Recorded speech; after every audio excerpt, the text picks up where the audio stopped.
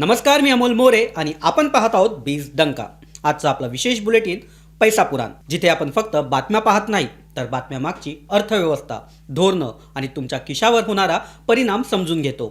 आजच्या या विशेष भागात आपण पाहणार आहोत मुंबईच्या भविष्यातील विस्ताराचा मोठा आराखडा, रिअल इस्टेट क्षेत्रातील ऐतिहासिक पुनर्विकास, जागतिक तेल राजकारणातील मोठे बदल, होर्मुझ समुद्रधुनीचा परिणाम आणि शेवटी तुमच्या गुंतवणुकीशी थेट संबंधित सोने आणि चांदी यांचा बाजार. चला तर मग सुरुवात करूया आजच्या पहिल्या आणि अत्यंत महत्त्वाच्या बातमीपासून. मुंबई महानगर प्रदेशाच्या विस्तारासाठी अत्यंत महत्त्वाचा ठरणारा थर्ड मुंबई प्रकल्प आता प्रत्यक्षात गती घेताना दिसत आहे. मुंबई महानगर प्रदेश विकास प्राधिकरण म्हणजेच MMRDA यांनी या प्रकल्पासाठी जमीन अधिग्रहण प्रक्रिया अधिकृतपणे सुरू केली आहे आणि यामुळे अनेक वर्षापासून कागदावर असलेला हा प्रकल्प आता वास्तवात उतरू लागला आहे.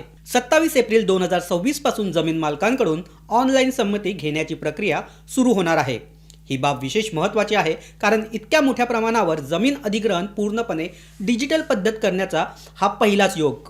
यामुळे प्रक्रिया अधिक पारदर्शक आणि वेगवान आणि वादमुक्त होईल अशी अपेक्षा व्यक्त केली जात आहे.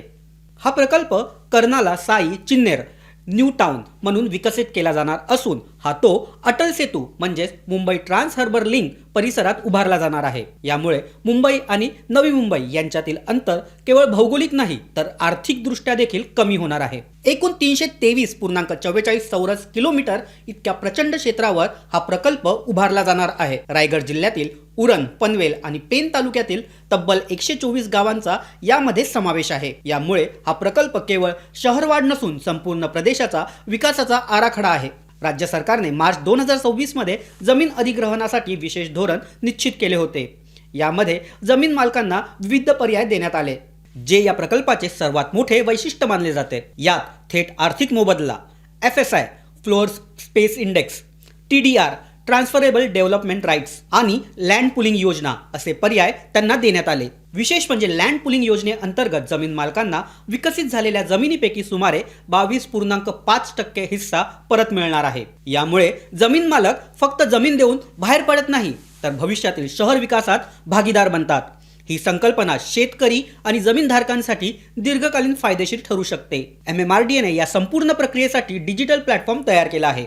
जमीन मालकांना आवश्यक कागदपत्रांसह ऑनलाईन अर्ज करावा लागणार आहे. यामुळे दलालांचा हस्तक्षेप कमी होईल आणि प्रक्रिया अधिक सोपी होईल आणि यावेळी वेळेची बचत देखील होणार आहे. या प्रकल्पाचा उद्देश फक्त नवीन घरे उभारणे नसून एक भविष्यातील स्मार्ट आणि आर्थिकदृष्ट्या सक्षम असे शहर उभारणे आहे. या शहरात तंत्रज्ञान आधारित उद्योग, लॉजिस्टिक हब, औद्योगिक क्लस्टर्स तसेच उच्च मूल्य सेवा क्षेत्र विकसित करण्याचा आराखडा तयार आहे. याशिवाय या प्रकल्पात मल्टी मॉडल कनेक्टिव्हिटी विशेष महत्त्व दिले जाणार आहे.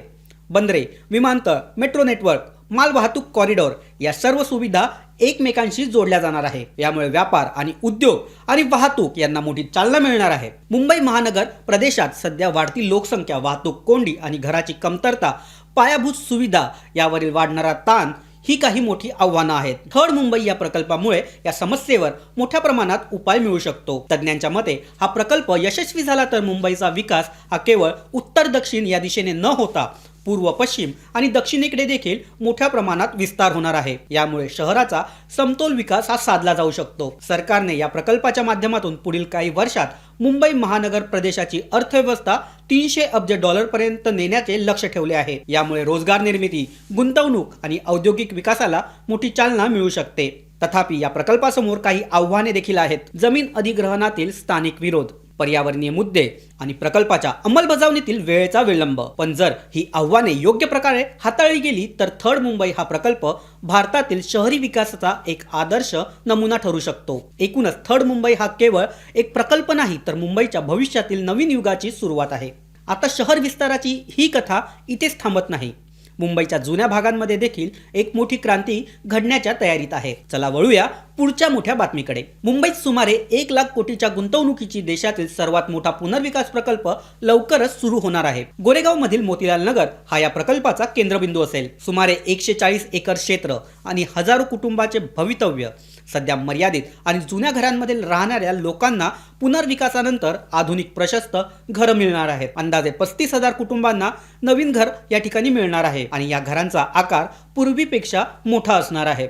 जोडी फ्लॅट ही संकल्पना देखील या ठिकाणी लागू केली जाणार आहे. याचा अर्थ फक्त पुनर्वसन नाही तर जीवनमानात थेट सुधारणा ही होणार आहे.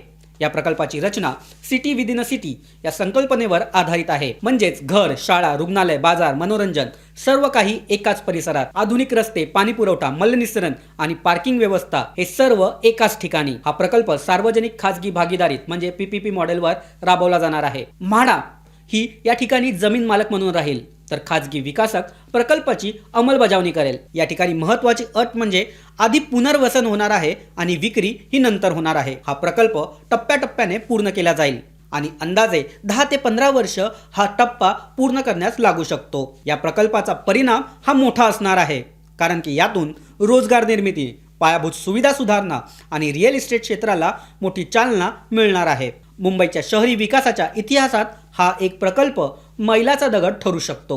आता आपण शहर विकासातून बाहेर पडूया आणि नजर टाकूया जागतिक ऊर्जा बाजाराकडे, कारण तिथे घडणारा बदल हा आपल्या पेट्रोल आणि डिझेल यांच्या किमती ठरवतो. अमेरिकेने रशियन तेलावरील निर्बंधामध्ये दिलेली सवलत पुन्हा एकदा वाढवली आहे. हा निर्णय दिसायला साधा आहे पण यामागे मोठं जागतिक राजकारण आहे. अमेरिकेच्या ट्रेझरी विभागाने दिलेल्या सवलतीनुसार जहाजावर आधीच लोड केलेले रशियन तेल खरेदी करता येणार आहे. ही सवलत आता 16 मे 2026 पर्यंत लागू राहणार आहे. पूर्वी ही सवलत वाढवली जाणार नाही असे संकेत होते पण वाढत्या तेल दरामुळे आणि पुरवठा तुटवड्यामुळे अमेरिकेला आपली भूमिका बदलावी लागली. भारतासाठी हा मोठा दिलासादायक निर्णय आहे कारण भारत हा रशियन तेलाचा मोठा खरेदीदार आहे. स्वस्त दरात मिळणारं तेल देशाच्या ऊर्जा सुरक्षिततेसाठी अत्यंत महत्त्वाचं आहे.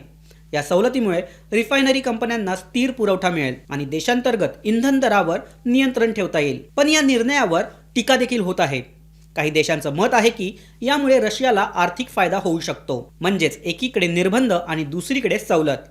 हीच सध्या जागतिक ऊर्जा राजकारणाची वास्तविकता आहे. जगातील सर्वात महत्त्वाचा समुद्री मार्गापैकी एक मानला जाणारा होर्मुझ समुद्रधुनी ही पुन्हा सुरू झाली आहे आणि यामुळे भारतासह अनेक देशांना मोठा दिलासा मिळाला आहे. गेल्या काही आठवड्यापासून या समुद्रधुनीत तणाव परिस्थिती निर्माण झाली होती. पश्चिम आशियातील वाढत्या संघर्षामुळे हा मार्ग काही काळासाठी बंद किंवा अत्यंत मर्यादित स्वरूपात चालू होता. परिणामी जागतिक तेल आणि गॅस पुरवठ्यावर मोठा परिणाम झाला. याचा थेट फटका भारताला देखील बसला. मात्र आता परिस्थिती पुन्हा काही प्रमाणात सुधारत असून मार्ग पुन्हा खुला करण्यात आला आहे. मात्र हा पूर्णपणे सामान्य झालेला नाही तर नियंत्रित आणि सुरक्षेच्या कडक नियमाखाली वाहतूक सुरू आहे. या ठिकाणाहून सध्या भारताकडे येण्यासाठी तब्बल 41 जहाजे परवानगीच्या प्रतीक्षेत उभी आहेत. या जहाजांमध्ये कच्चे तेल, LPG, LNG आणि खतं यासारखे अत्यावश्यक वस्तू यांचा समावेश आहे. ही सर्व उत्पादने भारताच्या ऊर्जा आणि कृषी क्षेत्रासाठी अत्यंत महत्त्वाची आहे. देशाच्या एकूण तेलाच्या आयातीपैकी मोठा हिस्सा हा या मार्गातून येतो. यामुळे होर्मुझमध्ये कोणताही अडथळा निर्माण झाला तर त्याचा थेट परिणाम इंधन दरवाढ, पुरवठा तुटवडा, वाहतूक खर्च वाढ आणि उद्योगांवरील दबाव अशा स्वरूपात दिसून येतो. या समुद्रधुनीच्या बंद झाल्यामुळे भारतात काही काळासाठी LPG आणि इंधन पुरवठा जवळपास निम्म्यावर आला होता. काही ठिकाणी वितरणावरती मर्यादा आणावी लागली तर काही उद्योगांना उत्पादन कमी करावं लागलं. खताच्या पुरवठ्यातील अडथळ्यामुळे कृषी क्षेत्रावर देखील मोठा परिणाम होण्याची भीती व्यक्त केली जात होती. आता मात्र मार्ग खुला झाल्यामुळे परिस्थिती सुधारण्याची चिन्ह दिसत आहे. जहाजांची हालचाल पुन्हा सुरू होत आहे. यामुळे पुरवठा साखळी हळूहळू पूर्ववत पदावर येईल अशी अपेक्षा व्यक्त केली जात आहे. यामुळे ऊर्जा कंपन्यांना दिलासा मिळेल. आयातदार आणि निर्यातदार यांचा खर्च कमी होणार आहे आणि सर्वात महत्त्वाचं म्हणजे इंधन दर स्थिर राहण्यास मदत होईल. तथापि तज्ञ सावधगिरीचा इशारा देत आहे कारण परिस्थिती अजूनही पूर्णपणे स्थिर झालेली नाही. जहाजांना अजूनही विशिष्ट मार्गाने सुरक्षा तपासणीनंतरच प्रवास करण्याची परवानगी दिली जात आहे. म्हणजेच धोका हा पूर्णपणे टळलेला नाही. जागतिक स्तरावर देखील या घडामोडींवर बारकाईने लक्ष ठेवले जात आहे कारण होर्मुझ समुद्रधुनी ही केवळ एक समुद्री मार्ग नाही तर जागतिक ऊर्जा सुरक्षिततेचा कणा आहे. जर या ठिकाणी पुन्हा तणाव निर्माण झाला तर त्याचा परिणाम केवळ पश्चिम आशियात नाही तर संपूर्ण जगाच्या अर्थव्यवस्थेवर पडू शकतो. या ठिकाणी एक सकारात्मक बाब म्हणजे भारताने गेल्या काही वर्षात आपल्या ऊर्जा स्रोताचे विविधीकरण करण्यावर भर दिला आहे. रशिया, अमेरिका आणि इतर देशांकडून आयात वाढवून भारताने जोखीम कमी करण्याचा प्रयत्न केला आहे, तरीही होर्मुझचं महत्त्व अजूनही कमी झालेलं नाही. एकूणच होर्मुझ समुद्रधुनी पुन्हा सुरू होणे हे भारतासाठी तात्पुरता दिलासादायक असले तरी दीर्घकालीन स्थैर्यासाठी जागतिक राजकारणात शांतता आणि स्थिरता अत्यावश्यक आहे. आता या सगळ्या आर्थिक आणि जागतिक घडामोडीनंतर चला वळूया अशा गोष्टीकडे जी थेट तुमच्या गुंतवणुकीशी आणि खिशाशी संबंधित आहे. 18 एप्रिल 2026 रोजी सराफा बाजारात चढ उतार पाहायला मिळाला. या ठिकाणी एक गोष्ट स्पष्ट आहे, दर वाढीच्या दिशेने आहे. 24 कॅरेट सोनं हे सुमारे 1,55,000 प्रति 10 ग्राम, 22 कॅरेट सोनं 1,42,000 प्रति 10 ग्राम, चांदी सुमारे 2,65,000 प्रति किलो इतक्यावर व्यवहार करत आहे. अक्षय तृतीया जवळ आल्यामुळे मागणी वाढली आहे. यामुळे दरात देखील वाढ होत आहे. दरवाढीमागील कारण कोणती? तर आंतरराष्ट्रीय बाजारातील तेजी, रुपयाचा अवमूल्यन आणि सणासुदीची मागणी. अनिश्चिततेच्या काळात गुंतवणूकदार सोन्याकडे वळतात. म्हणूनच सोनं अजूनही सुरक्षित गुंतवणूक मानलं जातं. पण तज्ज्ञ सांगतात, खरेदी करण्याआधी दराची तुलना करा आणि योग्य वेळ साधा. कारण मेकिंग चार्जेस, GST यामुळे अंतिम किंमत ही बदलू शकते.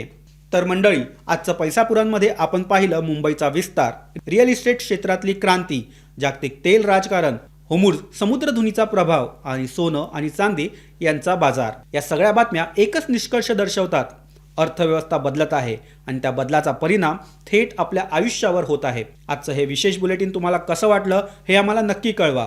व्हिडिओला लाईक करा, मित्रांसोबत शेअर करा आणि बीज डंका चॅनलला सबस्क्राईब करायला विसरू नका. आम्ही पुन्हा भेटू अशाच महत्त्वाच्या अपडेटसह. तोपर्यंत धन्यवाद.